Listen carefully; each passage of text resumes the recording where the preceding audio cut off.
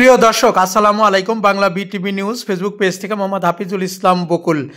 দর্শক দেখতে পাচ্ছেন খোকসা কালীবাড়ি ৪ নং ওয়ার্ড কালীবাড়ির তুচ্ছ ঘটনা কেন্দ্র করে দুই পক্ষের মধ্যে তুমুল মারামারি হয়। এই মারামারি কেন্দ্র করে খোকসা উপজেলা স্বাস্থ্য কমপ্লেক্সে ৩ জন চিকিৎসাধীন অবস্থায় রয়েছে। বিস্তারিত চলুন শুনে আসি। ওরা মারলো, ওরা বাড়ি গ্যামজাম হয়েছিল। তার বড় মামা নিতে আইছিল, আমার মেয়ের ভাসুর নিতে আইছে, যাই বলে কাছে মেয়ে নিয়ে যাব। এখন ওই এটা মহব্বত যা বলে কাই নিয়ে যাবা কি সস্তা কথা, কয় কি যে কথা আছে, কয় আমার এইসব শোনার কথা শোনার টাইম নাই। যেই কয়েছে সেই ও কলার পাড়ে ধরে দুটো বক্সের মাইতেছে। এর মধ্যে আমি রাস্তার পাইতেন দেখতেছি আমার পুতুরের ওরা মারতেছে। আমার পুতুরের কাছে ও মা ওই আমার মারি ফেললো। পুতুরের নাম কি? রাজু। মারে কারা মারতেছে? এটা মহব্বত মারতেছে। এটা শোনার পর আমি সব চিক্কির মাইরে উঠেছি। আমার ছেলেরা ডাকিছে, এই রতন সাবন রাজুর মাইরে ফেলা দিল। তখন মানে আমার ছেলেরা দৌড়ে উপর তলায় গেছে, উপরেই মারামারি হচ্ছে, ও মারতেছে। যাওয়ার পরে ওর সাইডে আমার দুই ছেলের ধরেছে। আমার ছেলের যখন মারে তখন তো মা বসে থাকে না। আমি ছাড়া ছুটে যাই হোক, ওরা ঘরের মধ্যে আটকা ফেলবি, আটকা ফেলা ওরে মারবি। আমি যেভাবে হোক টেনে টেনে বাই করে নিচে নিয়ে আসি। নিচে নিয়ে আসার পরে মহব্বত আর মিজান আর মিজানের বাপ আমার এই ছেলের খুশিও পাড়িয়ে ফেলাই দিয়ে মারতেছে। আমি ওরে পায়ে পড়তে, তোরে পায়ে পড়ছি, তোরা মারামারি করিস না, তোরা মারামারি করিস না। তারপর ও ছেড়ে দিয়ে আমার ধরেছে। আমার কোনে কখন কেমন কোনে মারেছে এখন দেখতেছি। আমি অজ্ঞান হয়ে গেছিলাম। আমার তখন হাসপাতালে নিয়ে আসলাম। আমার বিয়ের মেয়ে বিয়ে আছে ওখানে। ওখানে বলতে কার সঙ্গে? মিজানের সাথে। আচ্ছা, বিয়ের মেয়ে বিয়ে হচ্ছে মিজানের সঙ্গে। তারপর তো এই মেয়ে আনতে গেছে আমার বিয়ারই ধরে মারতে ছিল। ওই সময় আমার বিয়ে উপরতে চেঁচা আছে, আমরা দুই ভাই দৌড়ে ঠেকাতে গেছি। সে বললো আমাদের ধরে মারছে।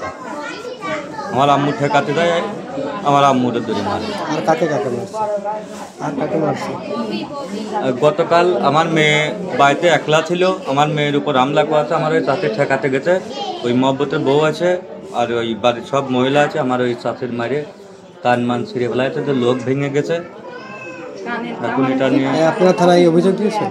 আমরা থানায় কালকে এখানে পুলিশ আসছিল। পুলিশ এসে আমার আম্মুর জবানবন্দি নিয়ে বলছিল থানায় একটা দিদি করতে। সেইভাবে আমরা যা করছিলাম, কিন্তু আমাদেরটা কোনো ই করতেছে না। ওরা যে আগে কেস করছে ও আমাদেরই দাবড়া বেড়াচ্ছে দুয়ারে পুলিশ। আমার নাতিনটা আমার সাথে ছিল। ওই মহিলা আছে, ওই মহিলাকে নাম কি? মহিলা মহাপ্রভু আর মধু বউ আর দবাদাম্মা আর আমার কয়েপে মিয়া, এই 6 জন মিলে আমি কত এমনি তো মালিকা ও কথা কতি আমার 7 চর মারি দিয়েছে। 7 চরে খুব গোল মিলে আছে। 5 জন ধরে আমার মূল ধরিয়ে বসান দিয়ে কানের এই কান দিয়ে খুলে নিয়ে আমার এই লোকটা বান্ধি ফেলা দিয়ে আমি খবরে আমি দাঁড়িয়েছি। দেখি আমি করতে গিয়ে দাও আমার কি করে কি আমার কানের তা ফিরে ফিরে নিচ্ছে। সেটা শুনে আমি মেয়া করতে কি করে দাঁত দাও তো দেখ সকল মিলে দাঁত দিল। তারপর আমি মাথা দূরে পড়ে রেখি। সকালে গেছিল ওদের বাসায়, ওরে পাশের বাসায় গেছিল ঘড়ির টাইম ফিরতে। কিন্তু পরে ওরাই আবার রাগ করে ওর বাড়ি থেকে তাড়া দিয়েছে, মানে বলেছে ওরে বাড়ি সীমানায় কেউ যেন না যায়। তো ওইভাবে ওরা বাড়ির লোকই আমাদের বাড়ি পড়তে যায়। তো গেছে, ও ওইভাবে বলেছে যে আপনি আমাদের বাড়ি পরে আসবেন না। এটার বলার পরে উনি মানে চেঁচামেচি শুরু করে গেছে। আর আমার তো মনে হচ্ছে নাম কি তার? সাইডা। আমার তো মনে হচ্ছে ওনারা ষড়যন্ত্র করে ওখানেই ছিল। তো সবাই মিলে একসাথেই চলে আসে ওনার চেঁচামেচি শুনে। তো চলে আসার পরে মানে আমার ওই ভাইয়ের মেয়ে আর ওই সাইডের সাথে তর্কি করতেছে। ওর মধ্যে ও এসে আমার ভাই মেয়েকে চুল ধরে চর মারেছে। তো আমার মা বলেছে যে ওকে মারলে কে, ও ছোট মানে। তো আমার মার ওই রকম ভাবে মারা শুরু করতেছে। ভাসুর বুঝলেন। আচ্ছা, তার ভাইস্তিরা আবার ওই গাঞ্জামের একটা প্রোটেকশন দিতে গেছে। ওরা গেটমেট আটকা ওদের মারধর শুরু করে দিয়েছে। মারধর শুরু করে দিলি পরে তো দেখা গেছে আমার যারা গেতি গোষ্ঠী, আমার স্বাস্থ্য ভাই টাইরা, আপন ভাই ভাইস্তিরা যারা আছে, কেউই হনে যায় না যে ওই ওদের আত্মীয় ব্যাপারে যাওয়াই হোক কিন্তু সে পর্ব চলে যাওয়ার পর হঠাৎ গতকালকে সন্ধ্যার সময় অনার্থক কারণে আমার ওয়াইফ বাড়িতে কাজকাম করতে কোনো লোকজন নাই, কিছু নাই, ওনারা এসে 4-5 জন মহিলা লাগে আমার বউটার মেডিটেরি একদম কানেরটা মানেরটা একে নাড়া গেছে। দ্বিতীয় কথা, তার যে টর্চারিং করেছে, কিল ঘুষি টুসি দিয়েছে 4-5টা লাগিয়ে, এখন তার অবস্থা খুব সিরিয়াস, বুঝলেন, হাসপাতালে ভর্তি রয়েছে। আর এই আঙুলের ভেঙে জানিয়ে দেখলাম এই এক্সরাতে ডাক্তার বললো যে এই কবজার থেকে এড়িয়ে গেছে, বুঝলেন, এই অবস্থা।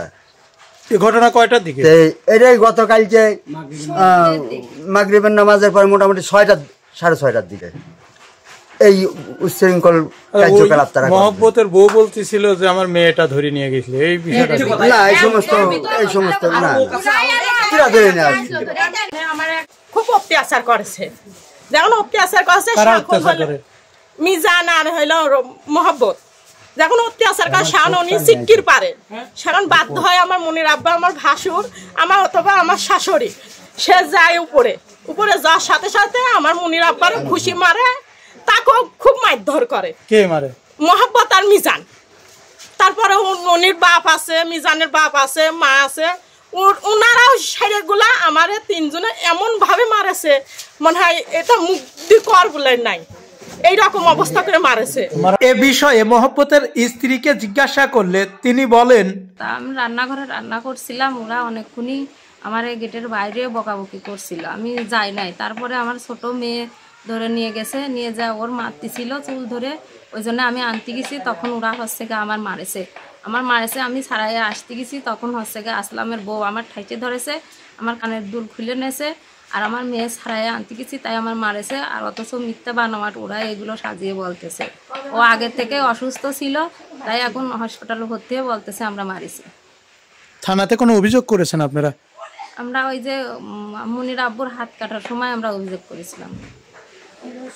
এই ঘটনাটা কি নিয়ে? আসলে ঘটনা হচ্ছে ওই যে ওরে লাতিন মিজানের সঙ্গে বিয়ে দিয়েছে, ওইটা নিয়ে খালি গ্যামজাম করে, ওইটা সমাধানের জন্য মিজানের মামা শ্বশুর আইসে কথা বলতেছে, এদিকে রতন স্বপন দাও বটি নিয়ে আইসে কুপাতি গেছে, সে জায়গার থেকে মারামারি শুরু হয়েছে।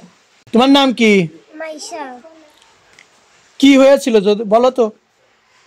আমি রাস্তার পর দাঁড়ানো ছিলাম, আমাকে ধরে নিয়ে গেছিল, আমার মারছিল, আমার আম্মাকে নিয়ে আসতে গেছিল, আমার আম্মুকে মারেছিল। আপনারা সবাই জানেন, কম বেশি বাজারের লোক সবাই আমার চেনে। আমি ছোটোখাটো একটা চাকরি করি, আমি বিকাল থেকে রাত 9টা-10টা পর্যন্ত থাকি বাজারে, এবং গতকালকেও বাজারেই ছিলাম আমি।